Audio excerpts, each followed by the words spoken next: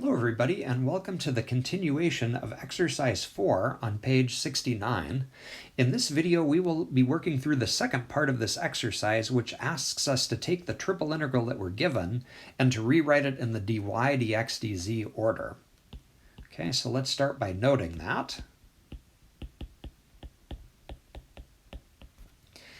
And the integral that we're trying to ultimately find is going to have the following form. I'm going to make sure to give myself a lot of space here to write the limits. Okay, so the function we're integrating is f of x, y, z, and we're going to go in the dy dx dz order.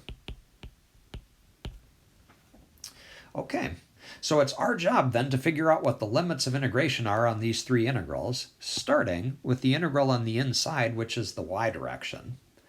Okay, so take a look at where the y-axis is at in our picture. It's here. So when you integrate in the y direction, you're going from left to right in our picture. So the key to finding those y limits of integration are to think about the left and the right surfaces.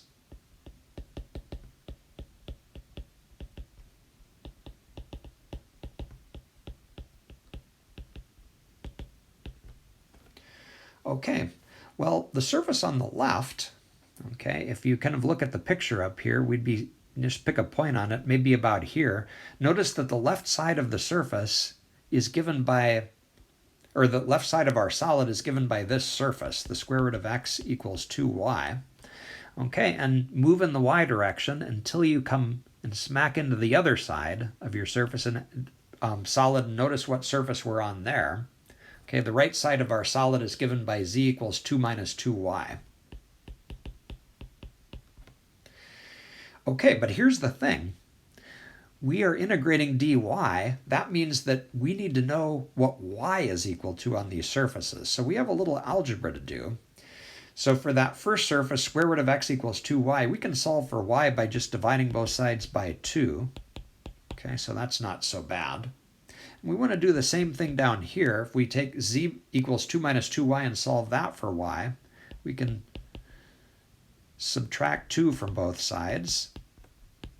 Okay, and then divide by negative 2. We actually did the same calculation in part A.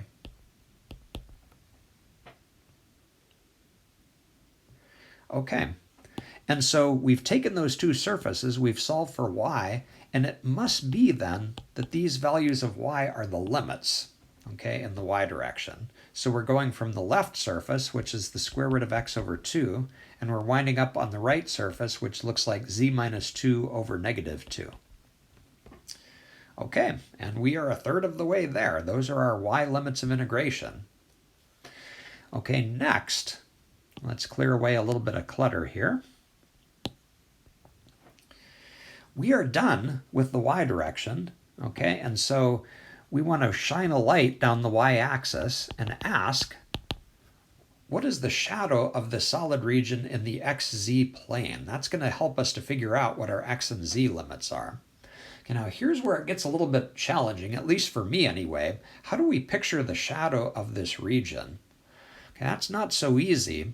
So I'm going to try to focus here on the curves that are on the edge. Okay, so one side of our shadow, the back side, is kind of going to be this vertical line that I'm highlighting. And the other side, the side that's closest to us, is going to be this curve. Those two pieces are going to kind of form the boundary of the shadow in the xz plane. Okay, let's see if we can draw a second picture down here.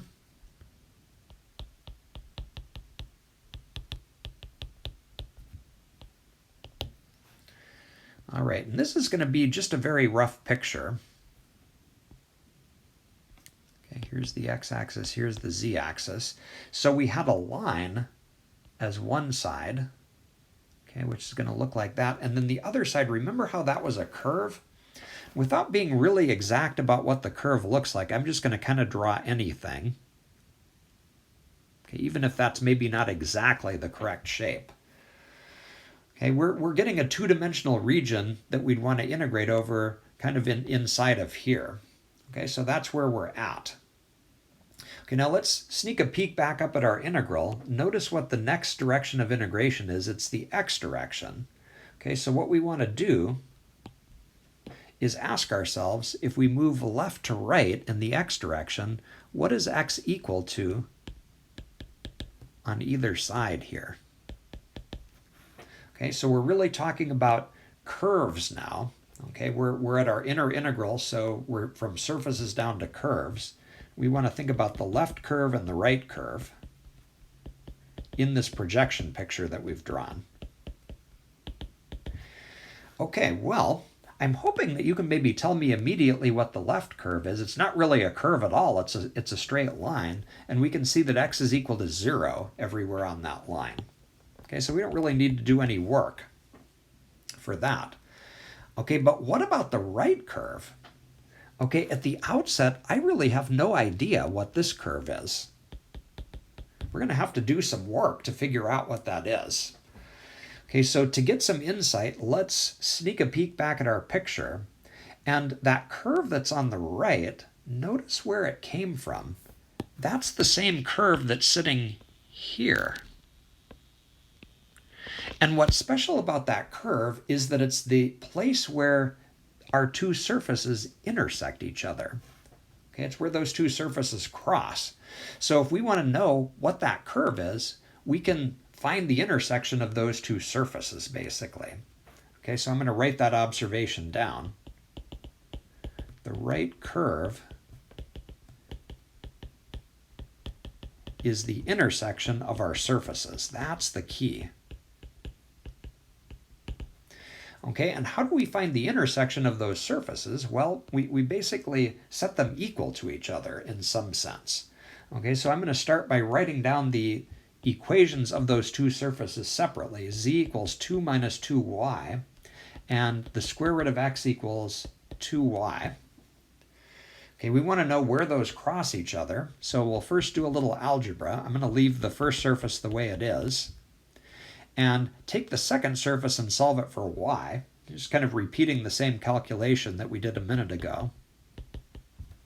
And the reason for doing that is what we can do now is to take the value of y in the second surface, square root of x over 2, and substitute it in to the first surface. Okay, so I'm going to take y equals the square root of x over 2 and substitute into this first equation. If you do that, here's what you get. Z equals 2 minus 2 times y, which is the square root of x over 2. Okay, if we do a little algebra there, the 2's are going to cancel. And this simplifies down to just 2 minus the square root of x. Now, is that what we want? I mean, this is the equation of the curve that we're looking at, but notice that what we're really after here is a value of x. Okay, so we need to take that equation and solve it for x. So I'm going to do a little bit more algebra here. Let's subtract 2 from both sides. Okay, we'll go ahead and negate both sides then. So multiply both sides by -1, and we're going to get a negative z plus 2 equals the positive square root of x. Okay, and how do we get x by itself in an equation like that? Well, just square both sides.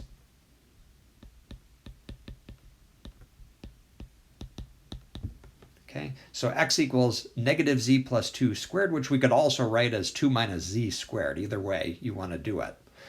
Okay, so the upshot of it is we did a lot of algebra and we discovered what this x is up here. X is equal to negative z plus 2 squared.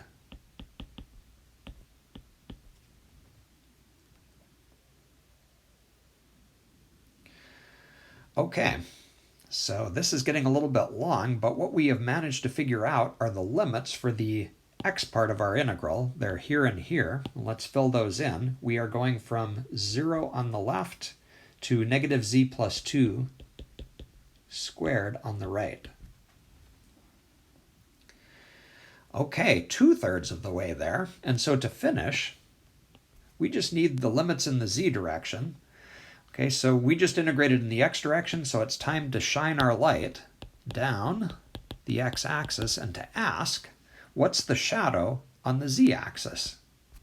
Okay, well, the shadow is going to be this line here, you can probably see for yourself that z is equal to 0 there. What's z equal to at the top? Okay, well, we can see that on our picture. Z is equal to 2 at the top. And so we have just figured out our last limits in the z direction. They're going from 0 to 2. Okay, put that all together, and we are looking at our answer right there.